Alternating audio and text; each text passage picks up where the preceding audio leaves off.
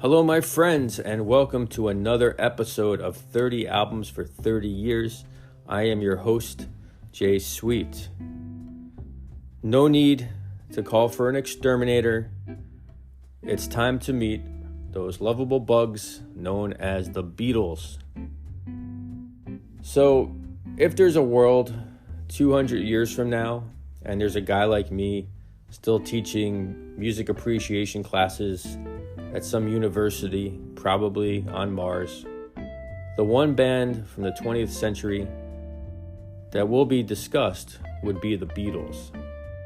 And it's my opinion, and the opinion of many others, that if there was a race to greatness featuring every band that ever existed, the Beatles would win first place by a landslide. And everyone else would be far off the pack and would be thrilled to come in second place. In today's episode, we're going to take a look at the American release of Introducing the Beatles from January 10th, 1964.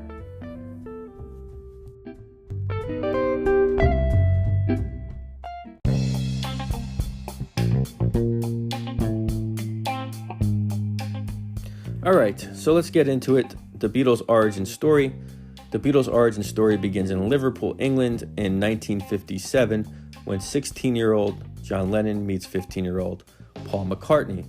They quickly share their love of music and played together in a group called the Quarrymen. McCartney then introduces 15-year-old George Harrison to Lennon, and by 1958, the guitarist also joins the Quarrymen.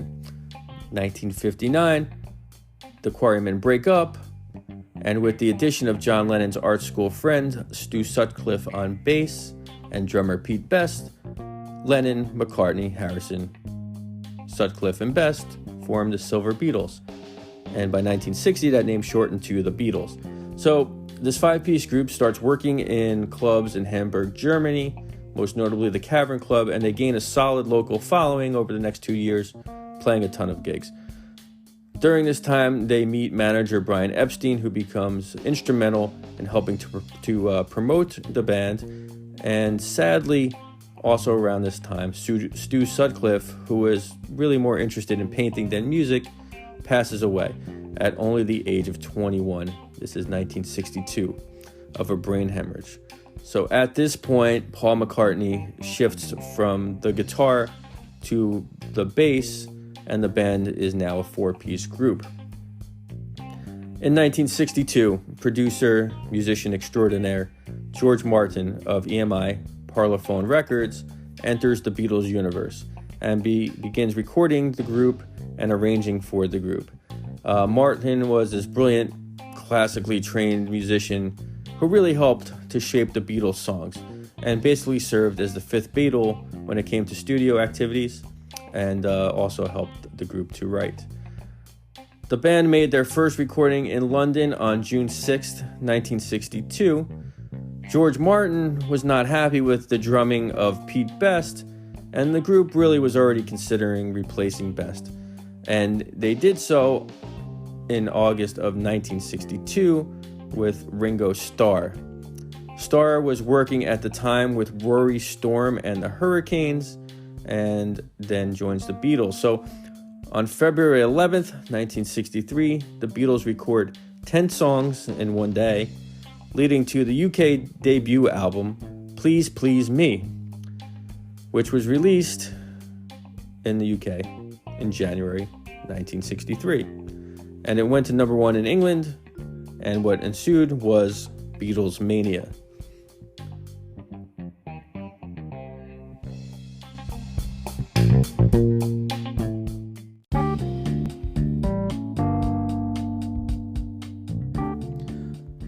So by 1964, America was anxiously anticipating the arrival of the Beatles. The country was in desperate need of a distraction following the aftermath of John F. Kennedy's assassination on November 22nd, 1963. So in late December of 1963, the Beatles released the single I Want to Hold Your Hand, which became a massive radio hit in the States. Then, two records, the one we're discussing today, Introducing the Beatles and Meet the Beatles, were both released in January of 1964. People lost their minds over them. On February 7th, 1964, the band lands in the U.S. for the first time at John F. Kennedy Airport in New York, and they were mobbed by like 3,000 fans. 2 days later, they appeared on the Ed Sullivan Show and were watched by 73 million people. Americans got their first look at the group, and they were intrigued by the band's energy, their sound, and their moptop hairstyles. The interest never faded, and the band continued to produce hit after hit and album after album.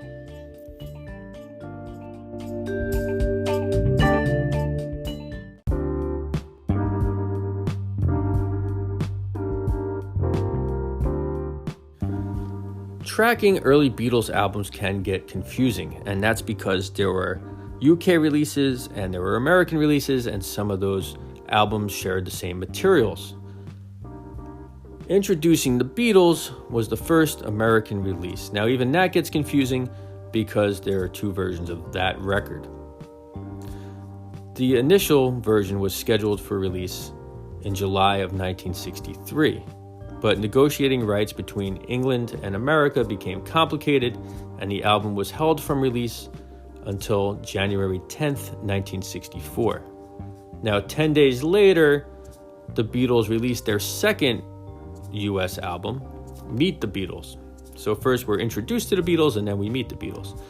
Meet the Beatles sat at the top of the Billboard charts. It was the number one album, and Introducing the Beatles was the number two album.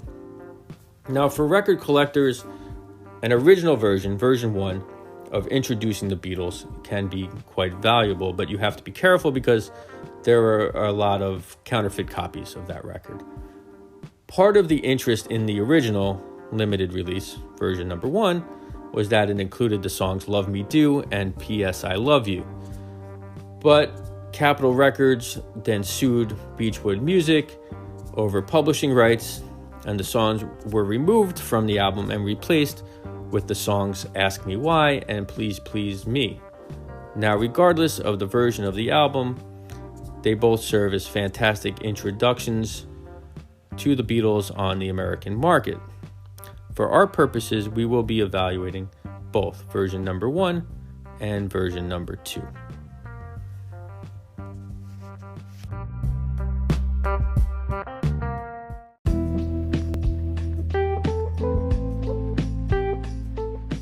Track number 1 is I Saw Her Standing There.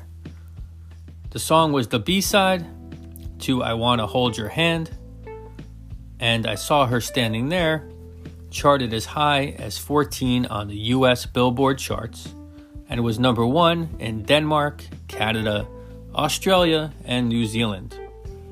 Beatlemania had spread everywhere. The tune kicks in with a Paul McCartney count-off, thus giving the music a live vibe. It's as if you were at a Beatles show. What follows is a shuffle groove, anchored by a walking bass line, stolen by McCartney from Chuck Berry's tune, Talking About You. The first lyric, she was just 17, and you know what I mean, and the way she looked was way beyond compare, is a little creepy, considering a 21-year-old Paul McCartney was singing it. And also, Paul, I don't know what you mean. It's kind of weird to hear McCartney sing the song today, as he often does in concerts. He should really think about updating the lyrics to something like, she's just 63, just got AARP, she still can walk, and still has all of her hair. Regardless of what he means, the song is hard driving, has a fine guitar solo, some solid harmonies, a hand-clapping rhythm that the Beatles used often early on, and a tight ending. It's just flat out great rock and roll. You know what I mean?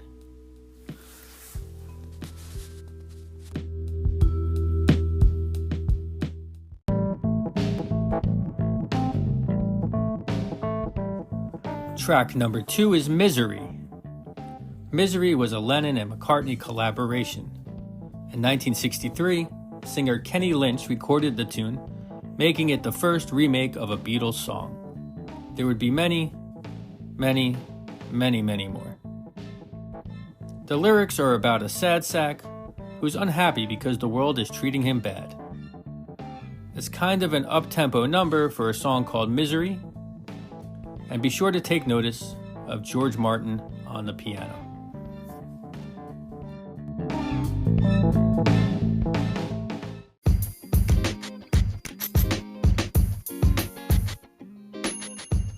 The third track is Anna, Go to Him.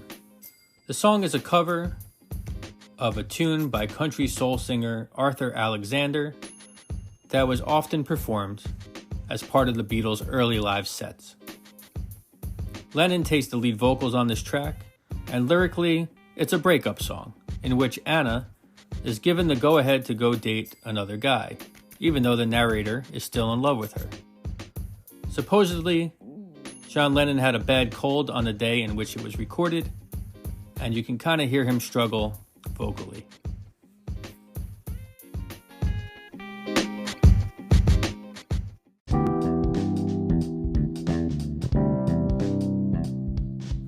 Track number 4 is the song Chains. Chains was the first time George Harrison was featured as a lead vocalist on a commercial record. The great songwriting team of Jerry Goffin and Carole King wrote the tune. Chains was a minor hit for the band The Cookies in 1962. That's before the Beatles recorded it in 1963. The overall feel mixes R&B with rockabilly. Enjoy Chains.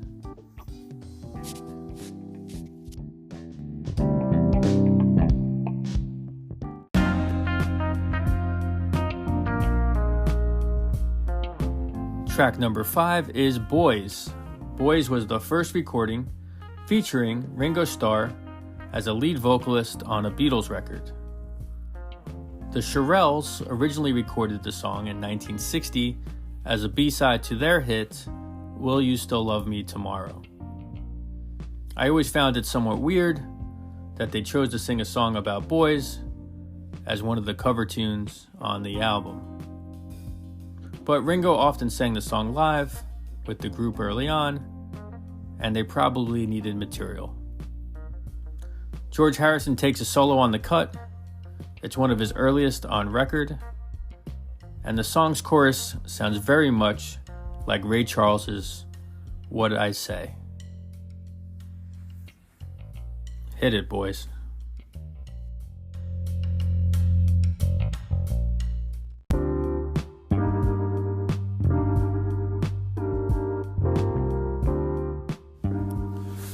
Track number 6 on version 1 of the album, the original pressing, was Love Me Do. Love Me Do was the Beatles' debut single and was written as early as 1958 by Lennon and McCartney when the boys were still just in their teens. It may be the group's most impactful early release, peaking at number 17 in 1962 in the UK and reaching number 1 in the US in 1964. Now, there are a few versions of the song. The first is from June 6, 1962, and included original drummer Pete Best. That version can now be heard on the album Anthology 1, released in 1995 on Apple Records. The song was remade on September 4th, 1962, but at that point Ringo Starr had just joined the band about 2 weeks before. So it was decided that the drum part was going to need tweaking, and session drummer Andy White was brought in to play the drums, and Ringo was handed a tambourine. Despite its rather frivolous lyrics, the tune is pretty much perfect. It has a great vocal melody, a great harmonica part played by John Lennon, and a strong overall groove. Love Me Do is the Beatles' most important early release because it put them on the map internationally. Now, due to legal disputes, Love Me Do was left off the second pressing of the American album release and replaced with the song Ask Me Why.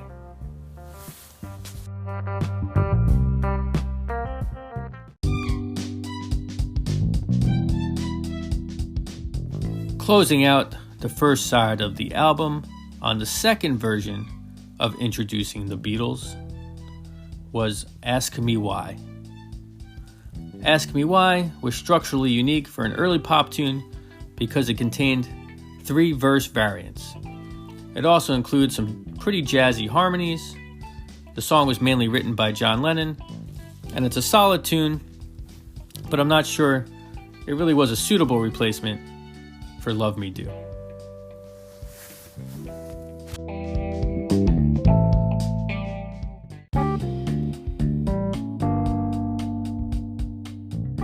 Alright, time to flip the record. And track number 1 from version number 1, the original pressing, is P.S. I Love You. The song was initially released as the B-side to the single Please Please Me, and it's a fine example of Paul McCartney's early songwriting abilities. Now, like Love Me Do, there was an attempt to record the song with Pete Best on the drums, and then the song was re-recorded on September 4th, 1962, in which Andy White plays the drums and Ringo Starr plays the maracas. As with Love Me Do, the song was removed from the second version of the album. The tune reached number 10 in the US.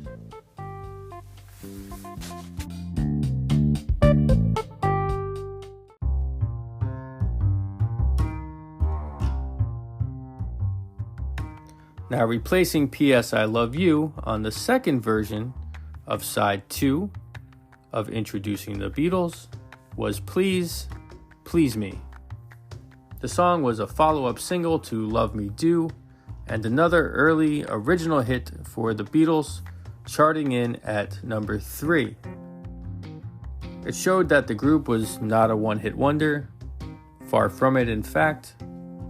The tune was mainly written by John Lennon and may have been inspired by Roy Orbison's hit Only the Lonely. The original version was presented as a slower blues. Producer George Martin helped inspire the group to speed it up and rework the version into the song that is now sure to please you.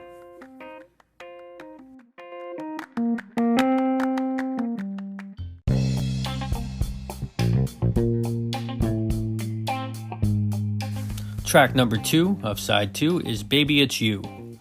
Baby It's You was written by Burt Bacharach and was a hit for the Shirelles in 1961, the second remake of a Shirelles tune on the album.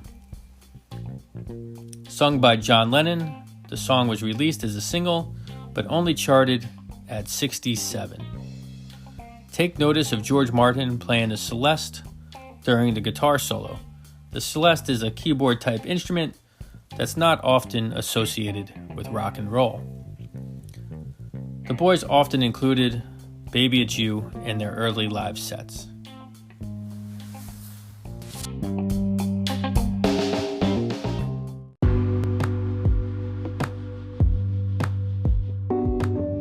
Track number 3 of side 2 is Do You Want to Know a Secret? I mean, who doesn't? I do. But when it comes to the Beatles, there are few secrets because they are the most written about and analyzed band ever. While I can't give you any secrets, I can tell you a little bit about the tune.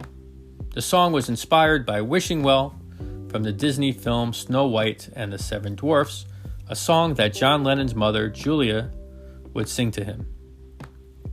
The first 2 lines of the movie are, Want to know a secret? Promise not to tell. They are also the first 2 lines of the first verse of the tune. Now, sadly, Julia died in 1958 when she was struck by a car. John Lennon was only 17 at the time of the incident. Her death obviously had a huge psychological impact on John throughout his life, and he would sometimes reference his mother in song lyrics. As for the tune, Lennon claims he wrote it himself. McCartney said it may have been a collaboration, but either way, it's a great song, although I often felt the bridge sounds a little forced. Featured on the recording is George Harrison on lead vocals. Do You Want to Know a Secret reached number 2 on the Billboard charts.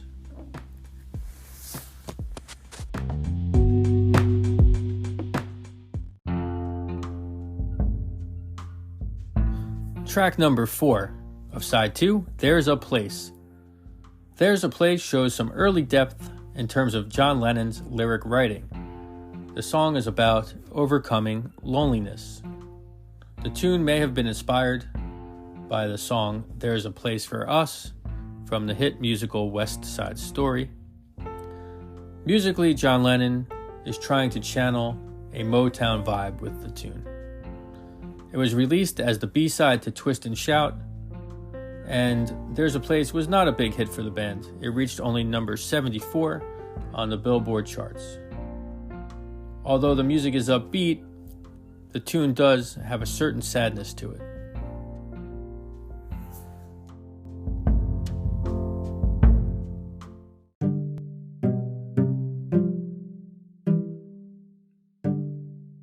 The final track of the album is Twist and Shout. Twist and Shout was the Beatles' first million-selling single and the group's most danceable tune. It was written by Phil Medley and Burt Burns, and it might be the Beatles' most celebrated cover tune. Before the Beatles perfected Twist and Shout, it was recorded by the Top Notes in 1961, and then the Isley Brothers in 1962. Remarkably, the Beatles recorded it in one take, mainly because John Lennon blew out his voice during that take. It's a strong closer to the album, and Twist and Shout certainly left an impression.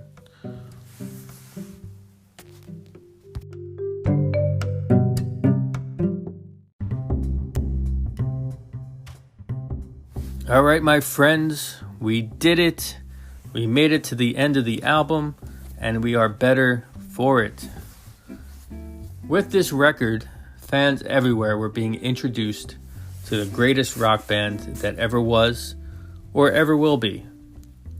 If the Beatles had only released this one record in 1964, it would have been a fantastic achievement. But they didn't. They saturated the market with more brilliant pop music that would soon expand the possibilities of rock and roll as an art form. As you continue to hopefully listen to this podcast, every Beatles release will be discussed, including 3 more albums just for the year 1964. These inclusions are not just because I love their music, but because their impact is undeniable.